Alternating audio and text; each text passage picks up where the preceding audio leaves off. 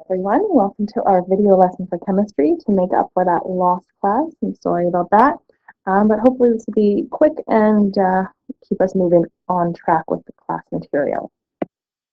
Now, by now, everyone has probably heard of things being organic, but in science it has an actual meaning. So we're going to talk about things that are scientifically considered to be organic and not just the bananas at the grocery store that have a special sticker stuck to them.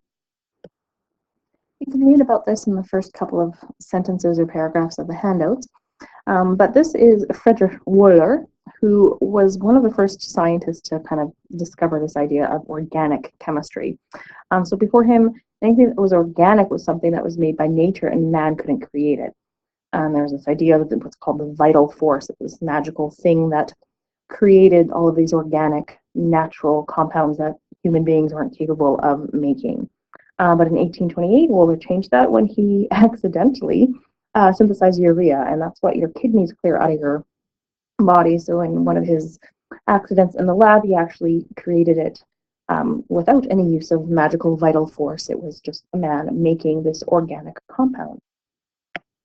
What that means now is that anything that's considered organic means it's a substance that includes compounds of carbon, with these exceptions. If it's an oxide of carbon, so for instance, carbon monoxide or carbon dioxide, those are considered non-organic. We can have organic molecules that have oxygen in them, but if it's just a carbon and an oxygen and some sort of ratio of just those two things, then it's not considered an organic substance. Similarly, carbonates fall into that same party. So CO3, if you remember seeing that in your ionic compound list. Carbides are anything that's just a metal and carbon together. So if all you have is some sort of a metal and carbon is acting as the negative ion there, so it's kind of like an ionic compound, it's not considered organic. And then the last exclusion to our list of organic compounds is anything with the CN cyanide ion in it. And as you can read on your page, we've got about 50,000 inorganic compounds. So anything that's not organic is called inorganic. And you can compare that to the 3 or 4 million known organic compounds. So the vast majority of chemistry in our lives and around us is involving organic substances. Part of why it's called organic is because we get a lot of those substances from living organisms, and they're involved in various biological processes around us. But that doesn't mean we can't actually synthesize organic substances. So just take a pile of carbons and stick them together with a couple of hydrogens and call it technically an organic substance. Okay. For us, we're going to be looking at organic chemistry in the context of just looking at stuff that has carbon and hydrogen stuck together. So these hydrocarbon is something you may have heard of, and that's referring to these different organic compounds that are made up of just hydrogens and carbons. As we go through this video, you'll find you'll be pausing it so that you can either write something down, or in the instance here, pause the video so you can check your answer and guess if each of these substances is organic or inorganic. Except don't guess, because now we know that if anything that follows these rules is considered an organic compound. So as soon as you see some carbon oxides or carbonates or metals or cyanide in this list, you know that it's inorganic. So like I said, pause the video and then come back and see how your answers compare.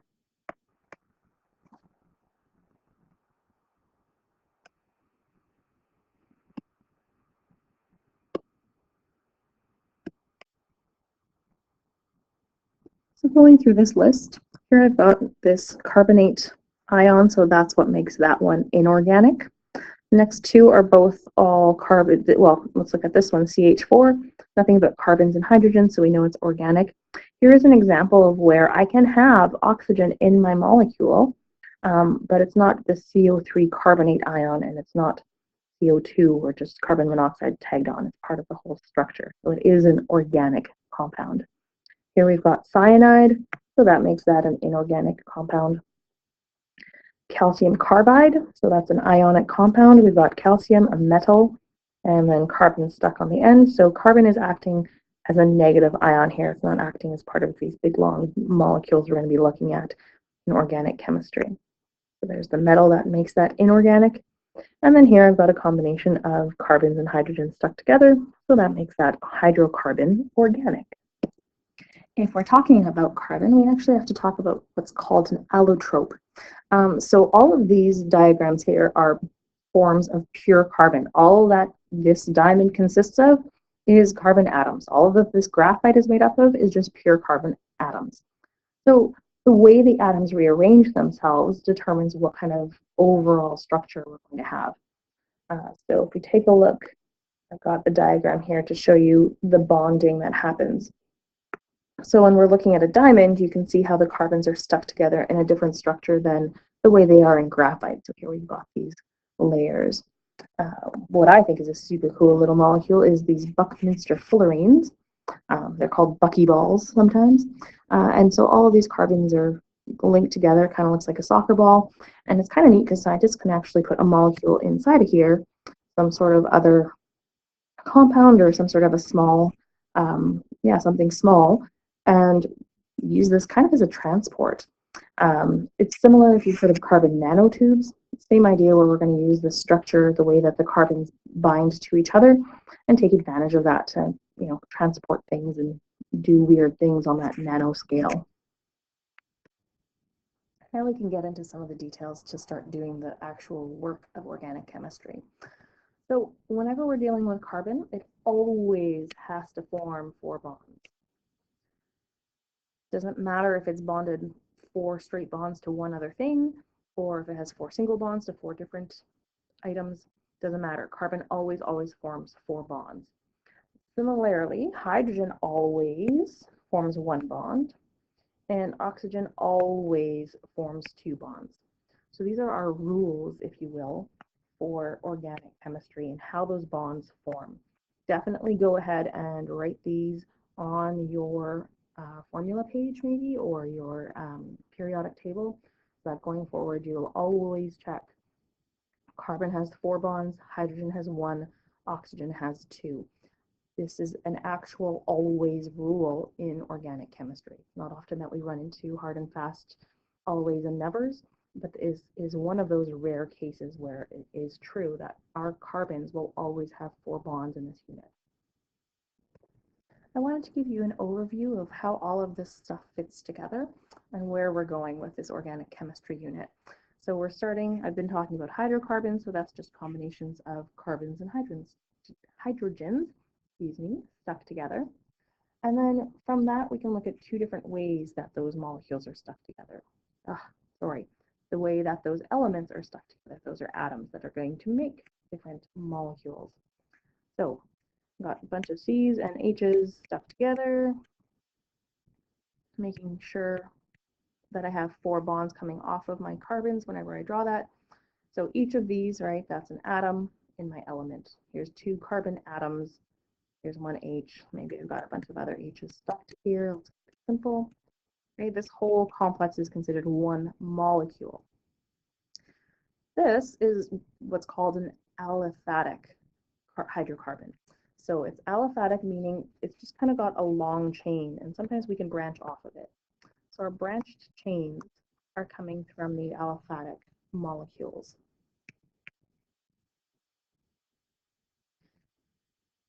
If I had this longer molecule, I could put a bunch of carbons, perhaps in a ring like this, and maybe some of them have 2 bonds and some of them only have 1. I've now made a ring structure with my carbons, and that's what the aromatics are dealing with. They're always going to be in rings. This particular structure is a very specific type of ring, though. You'll notice how it alternates with these 2 lines in between and then 1. I'm going to talk about what all those lines mean in a minute. But what the specific ring that we're looking for is what's called a benzene ring. Okay, so aromatic compounds always involve benzene. And as you can probably guess, they're responsible for a lot of the aroma type smells that you can get out of different organic compounds. So something like vanilla or cinnamon, all of those smells come from organic compounds, and they're going to have a benzene in them. In this last part of the diagram, we're branching off of our branched chain aliphatic molecules, and you're going to discover why this is the worst unit to listen to me talk about, because we're going to talk about alkanes, alkenes, and alkynes. They are all different molecules. It's the ending that is different, and so we have to be really careful, especially when I'm speaking. I will try my best to make sure I'm clear about alkanes versus alkenes versus alkynes. So you can imagine it being in a university course, if you have a professor or anyone who's trying to help you out that has any kind of an accent, that it gets a little bit tricky to try to figure out what's going on there. But I'm going to be as clear as I possibly can, which I know is not terribly clear to begin with, but we're going to work with it. The way we tell the difference between these three different types of aliphatic molecules is by looking at the bonds in the carbons. And so alkanes, all of the carbons only form single bonds. So the carbons in our alkanes will always just have one line coming off. Well, they'll have four lines, one for every bond, but every element that is attached to a carbon will just have a single line coming off of it. Alkenes form double bonds between the carbons. So if you take a look at this benzene ring that I draw here, kind of like an alkene because it's got these two lines between two carbons. Now, when we're looking at some sort of a molecule that has a dozen or 24 carbons in it, even if one of those bonds in a carbon between two carbons is a double bond, we would call that molecule an alkene. So it can have one double bond, it can have all double bonds, doesn't matter. As soon as there's a single joint between a carbon and another carbon that's double bonded, we call it an alkene. Alkynes are the next step up. So in an alkyne, you would have a carbon, and it might be joined to another carbon, and it's going to have 3 bonds beside it. Remember, carbon has 4 bonds, so this guy here has now used up 3 of its 4 to bond to this carbon there, so it's only got one other one to attach to something else. And likewise with this carbon over here. This carbon has 1, 2, 3 lines coming off of it already, which means its 4th one is going to be stuck to something else. Okay? Depending on the size of my molecule, I'm not restricted to have only 1 triple bond or 1 or 2 triple bonds. There can be several. Okay? But as soon as any infinitely long molecule of carbons stuck together, those can all be single branches here, single bonds. But as soon as that 1 triple bond shows up, we call it an alkane. Sorry, there we go again. As soon as that 1 triple bond shows up, I gotta call it an alkyne. If this 1 bond here that was not a single bond ended up being a double bond, then I'd call it an alkene. I'm going to go ahead and clean up my diagrams here so you guys can see what I'm talking about, so you know kind of what to look for as we move on to how we actually draw these. So I'll throw these pictures in here. Our benzene looks like this, and our alkanes are just these single bonds. Obviously, I can have many, many, many carbons stuck together. I can have many, many more elements hanging off of here, but this is just the symbol that you're looking for when we're looking at drawing molecules to see how it all works together. The first molecule we're going to meet here is called methane. A lot of organic molecules that we're going to encounter are going to have names that don't match up with the nomenclature we're going to learn about, but because we discovered them or named them, whatever, before we kind of put all the pieces together of how organic molecules work and coming up with this naming system. But methane is actually the correct name for this particular molecule. We're going to write its chemical formula. We've got 1C and 1, 2, 3, 4 H's. Okay? There's no real other way to draw it, but what you might encounter is called a methyl group. So you'll notice this carbon has used up all 4 of its bonds to connect to these H's. All of these H's have used up their single bond to connect to this carbon in the middle. So this molecule doesn't really connect to anything else. If I did, however, I took a carbon and just stuck 3 hydrogens onto it, it still has 1 more bond left. It can attach itself to something else. So this piece here is what's called a methyl group. So the meth part, we're going to learn about the naming and the prefixes that come along. That means it's a single CH3 that's going to be attached to something else. Ane, because it's an alkane, and it's not attached to anything else. So this is our methane molecule and our methyl group. Here's a fun looking one. This is what's called isooctane, and if you go ahead and actually count the carbons that are in it, you can figure out where that oct is coming from. So I've got 1, 2, 3, 4, 5, 6, 7, 8 carbons. That's one of the first assignments is going to be, can you tell me how many carbons are in a given molecule? This is kind of a ridiculous thing to have to draw out all the time.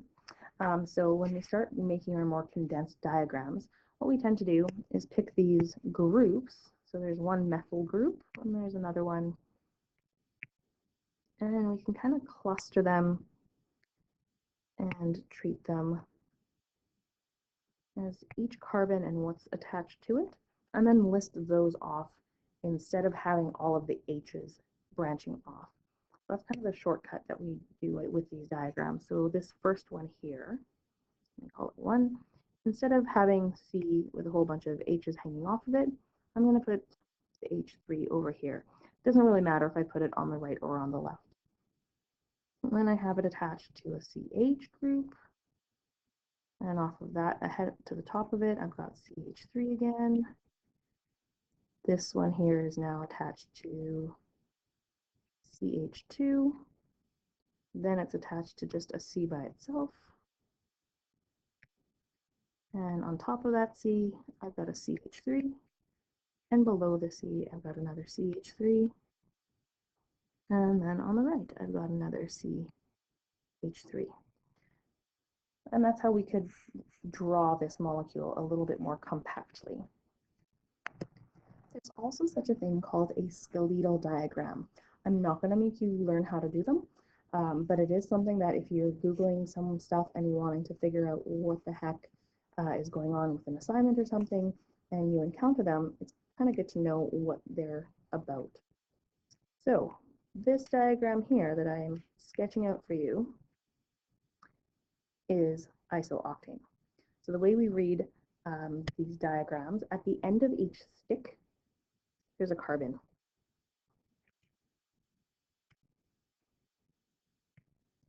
There's my 8. And the assumption is at the end of each stick, there's a carbon. And if there's not a line coming off of it, that carbon just has enough hydrogen stuck to it to make up to the 4 bonds that that hydrogen needs to make. So here, this carbon has 1 line coming off of it, which means I'm left with 3 hydrogens to stick to it. This carbon here, it's got 4 lines coming off of it, so it has no carbon stuck to it. And if we look at this one and compare it to that one, that's exactly what's happening. Okay, so like I said, I'm not going to make you draw skeletal diagrams, but if you come across them, now you know what they're talking about. Can you guess what kind of molecule this is? Alkene, alkyne, or alkane? Well, take a look at the name. This is going to be something we encounter. Obviously, it's an ene in the wording. And if I take a look, I've got double bonds here, so we know it's an alkene. Spelling is really going to matter in this unit, so be careful with that stuff. Looking at this diagram, again, I've got all of these H's drawn out, so we can always draw our molecule a little bit more compactly by getting rid of those H's or the lines to the H's and just listing them instead.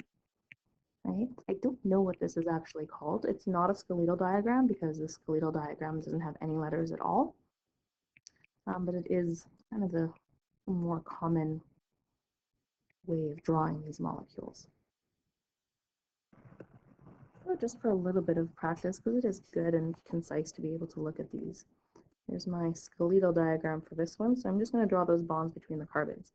And I've got that double bond, I've got a single bond, and then I've got another double bond. So here's my question for you. How many carbons do I have attached right over here? Well, there's 1 carbon here, and it's got 3 lines coming out of it. So now the question is, well, how many hydrogens are attached to that 1 carbon that's sitting on this corner? So how many hydrogens are attached to this one carbon on that corner. You figure it out. I'm looking at this guy here. There's a carbon standing here. There's 1 line, 2 lines, 3 lines coming out of it. Carbon has to have 4 bonds, so that 4th bond has to be going to the single hydrogen that's attached. All right, so 1, 2, 3 bonds from this carbon that are attaching it to other carbons. And then the 4th bond that carbon must form, because it always forms 4 bonds, has to be to the H that we don't bother drawing.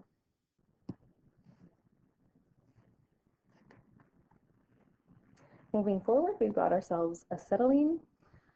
This is one of those molecules that has a name before we were able to come up with the naming system. And if I wanted to simplify this diagram, I'm going to just draw CH here instead of drawing, sorry, I'm going to write CH to represent this piece instead of drawing that separate H molecule being attached. So I've got a CH and I've got 3 bonds to another CH. With these diagrams, we don't really care that it looks like those 3 bonds are coming from the H. We know that those 3 bonds are coming to the C. So that's how we draw that out. We don't have to worry so much about writing it as, some places you'll see written as HC. And that works for a molecule like this, but as soon as you have a longer molecule and you have a CH2 in the middle, right, how do I bond that like we did in our last molecule? So that's why that H is just implied to be kind of attached in the right spots for that one. If we wanted to, just in case you come across it, our skeletal diagram would just be the bonds between the C's. So it's a really simple but weird looking 3 dashes there. Benzene is a fun molecule to build with my molecule set, so I'll be sure to try to remember to do that for you guys in class. But you'll notice the way it's drawn. I've got 1, 2, 3, 4 bonds coming around this C. And if I kind of rotated it a couple of degrees, that hexagon, you see that the double bonds could actually be on the other one as well. So it's kind of got this weird structure the way the electrons are shared. So it definitely makes more sense once you see me like playing around with the molecules and showing you how these are all connected. But the thing to remember with benzene is it's going to be this hexagon shape. And because of these double bonds that can kind of be wherever they want, you just draw the circle because it's actually electrons being shared all over the place. And the way what this diagram is representing, we've got 1 carbon on every corner.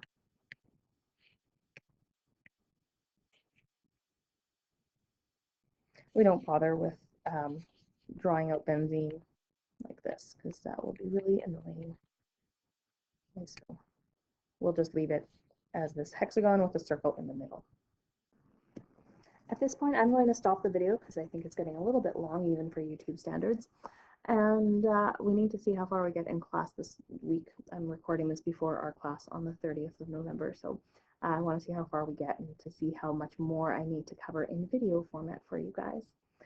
So thanks for paying attention. The notes for this will be posted online in the usual place that class notes are posted. Have yourself a good day.